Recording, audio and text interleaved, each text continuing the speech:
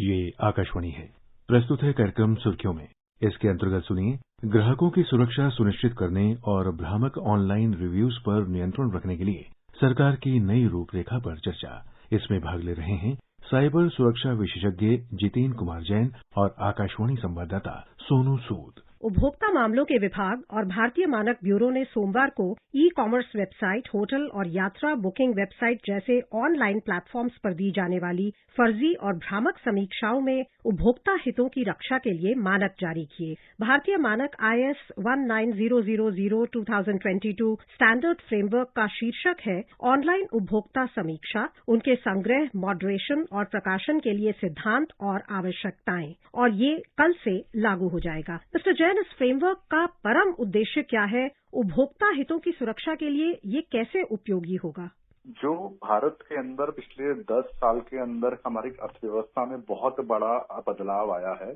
जो एक तरह से हमारा बाजार है उसका डिजिटलाइजेशन हुआ है। तो उसके कारण, उसके कंप्यूटराइजेशन के कारण क्या हुआ कि बहुत सारी चीजें, जो शायद फ्रिज हुआ, टीवी हुआ, मोबाइल फोन हुआ, हम एक जमाने में शायद एक स्टोर में जाकर उसको देख के उसके बारे में समझकर ऑनलाइन खरीदा करते थे। आज वो ज्यादातर चीजें हैं जो बाजार है वो ऑनलाइन प्लेटफॉर्म्स के रूप में शिफ्ट हो चुके हैं। अमेजॉन, फ्लिपकार्ट, आज 70% ऑनलाइन, अगर आप मोबाइल फोन देखेंगे तो वो इन ऑनलाइन वेब पोर्टल्स जो शॉपिंग साइट्स हैं उनके थ्रू बिक रहे हैं।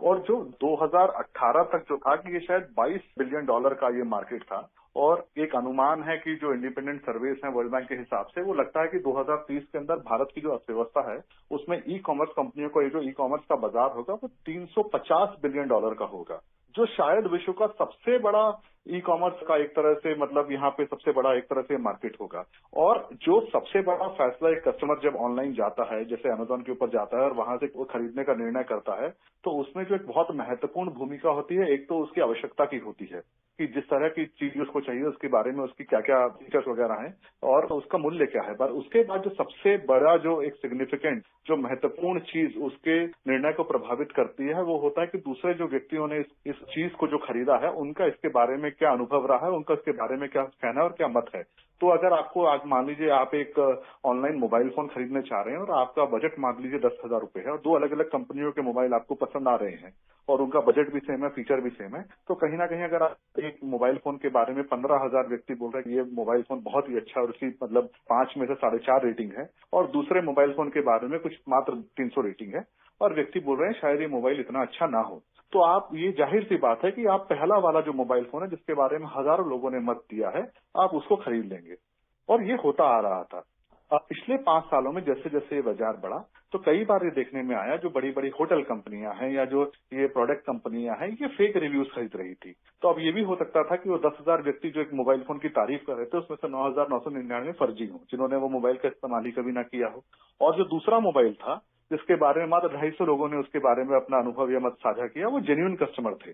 तो इस तरह से एक व्यक्ति के निर्णय को जो प्रभावित फेक रिव्यू से करा जा सकता था, सरकार ने अब उस जो कस्टमर है, ग्राहक है, उसके सशक्तिकरण के लिए ये मानक बनाए हैं और ये कहा है कि जो बड़ी कंपनियां हैं, अमेजॉन, फ्लिपकार्ट, रिलायंस हो गई, टाटा हो गई, जोमेटो, स्विगी, ये इनके ऊपर अब जिसकी भी प्रोडक्ट के, खाने की वस्तु के, होटल के जो भी रिव्यू आएंगे, उसको कहीं ना कहीं किसी तरह से आपको उसका सत्यापन करना होगा कि जिस व्यक्ति ने उसके बारे में ये रिव्यू लिखा है, ये अपना मत ये साझा किया है, अपना अनुभव साझा किया है, क्या उस व्यक्ति ने सही में उस व्यक्ति या प्रोडक्ट का, वस्तु का, जगह का इस्तेमाल किया था, क्या वो वहां गया था, क्या वो एक जेन्युइन कस्टमर है, वो रिव्यू जेन्युइन है। अगर कहीं ना कहीं लगता है एक सरकार को कि ये मानक अब एक भारत में जो एक सशक्तिकरण जो है ग्राहक का बनाएंगे, अगर ये कंपनियां उसका अनुपालन करने में असमर्थ होती है, क्योंकि अभी ये वॉलंटरी है, आपको अपने आप करना है, अगर लगता है कि ये नहीं कर रही है तो शायद उसको बाद में मैंडेटरी भी कर दिया जाएगा। तो जैसा आपने कहा कि स्टैंडर्ड फ्रेमवर्क का पालन स्वेच्छा से करने की व्यवस्था है, इसमें समीक्षा लेखकों के लिए और समीक्षा प्रकाशकों यानी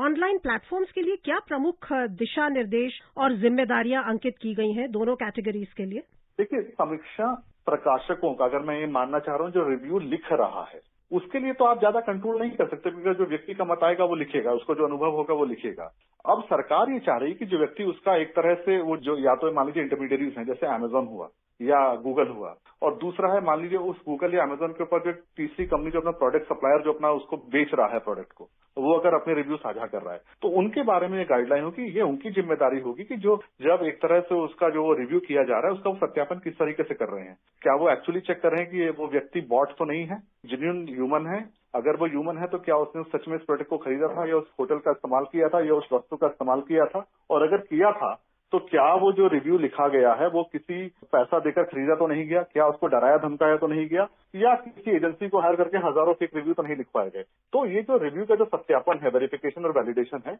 उसके लिए गाइडलाइंस जारी करी जाएंगी, जिसके अंदर जो 11 बड़ी कंपनियां हैं भारत के अंदर, Flipkart, Amazon, Google, Meta, Reliance Industries, Tata Sons, Zomato, Swiggy, ये इन्होंने ऑलरेडी इसके बारे में कंसल्टेशन में स्वेच्छा से कहा है कि इसका अनुपालन करेंगे। तो आपने जैसे अभी कहा कि जो ऑनलाइन खरीदारी होती है उसमें उस उत्पाद को वास्तव में छूकर नहीं देख सकते हैं खरीदार और रिव्यूज की अहमियत बढ़ जाती है, तो आपको लगता है कि ये फ्रेमवर्क लागू होने के बाद कस्टमर्स का भरोसा इन रिव्यूज पर बढ़ेगा और वे पुराने कस्टमर्स के अनुभव के आधार पर अपनी जरूरत के अनुसार उचित उत्पाद या सेवा का चयन कर पाएंगे और नए कस्टमर्स भी ऑनलाइन परचेजिंग के विकल्प की ओर प्रेरित होंगे? देखिए, जो कोविड के दौरान जो समय आया, बहुत सारी चीजें थी जो ऑनलाइन चली गई। छोटा व्यक्ति भी, जो भारत के अंतिम छोर पर जो व्यक्ति खड़ा है समाज के अंदर, एक गरीब तबका भी, जो किसान भी था, और जिसने शायद कभी ऑनलाइन पोर्टल का इस्तेमाल नहीं किया था, वो भी जो है अब ऑनलाइन शॉपिंग का इस्तेमाल करने लगा, क्योंकि और भी विकल्प अवेलेबल नहीं था कोविड के अंदर, लॉकडाउन के कारण। ये जो ऑनलाइन शॉपिंग पोर्टल था, इनका जो अब भारत के अंदर एक तरह से जो एक्सेप्टेंस है वो ऑलमोस्ट बहुत ज्यादा बढ़ चुका है। अब ये खाली अर्बन एरियाज के अंदर नहीं है,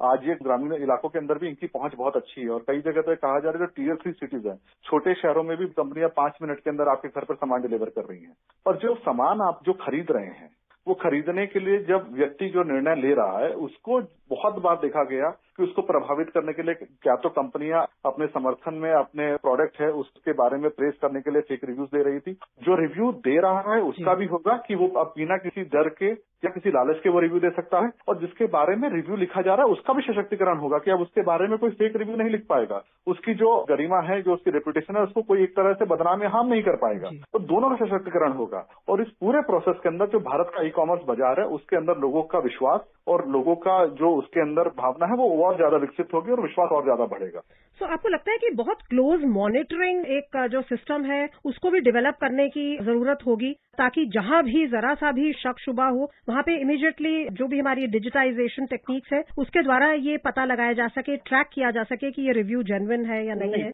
तो वो इसी के लिए स्टैंडर्ड मानकों को तय किया गया है और ये भी वॉलंटरी है। ये कहा गया है कि अब देखिए, कोई एक वेबसाइट ऐसी हो सकती है उसके वहां पे कोई फेक रिव्यू नहीं आए। कई पोर्टल ऐसे भी हैं जो अपने आप ही फेक रिव्यू एक प्रोडक्ट के बारे में देते हैं तो उसको वो बेच रहे होते हैं। तो कई बार आप देखेंगे तो दोनों तरह के लोग हैं। इसलिए सरकार एक उचित मानक तय कर रही है कि जो मिनिमम होगा और जो कॉमन डिनोमिनेटर सबको संपूर्ण तरीके से फॉलो करना होगा। अब ये भी सरकार शायद चाह रही है कि आने वाले समय में 1-2 साल के अंदर शायद एक उस पूरी प्रोसेस को भी स्टैंडर्डाइज कर दिया जाएगा कि आप जाके ब्यूरो ऑफ इंडियन स्टैंडर्ड से एक अपना सर्टिफिकेट ले सकते हैं कि मैं इस मानक को मैं पूरी तरह से फॉलो करता हूं। और अन्य कंपनियां भी कुछ बाजार में है, ट्रस्टेड व्यू है या फेक फ्लैगर है, जो इस तरह के आपके रिव्यूज का असेसमेंट करती हैं और एक तरह से एनालिसिस करके आपको स्टडी देती है कि अगर उसमें कोई फेक रिव्यू तो नहीं है, या आप अगर उस उचित जो स्टैंडर्ड प्रैक्टिसेस है ग्लोबल उसका पालन कर रहे हैं और आपके रिव्यू ऑलमोस्ट एक टू अ डिग्री जेन्युइन है, तो आप उनसे सर्टिफिकेशन ले सकते हैं। आइडिया यह है कि एक थर्ड पार्टी आपके रिव्यूज को ऑडिट करे और वो आपको, ताकि जनता में उस रिव्यूज का विश्वास बढ़े। आप ही जज और जूरी की भूमिका ना निभाएं। जैसे एक अकाउंट्स का ऑडिट होता है, फायर सेफ्टी ऑडिट होता है, बिल्डिंग का ऑडिट होता है,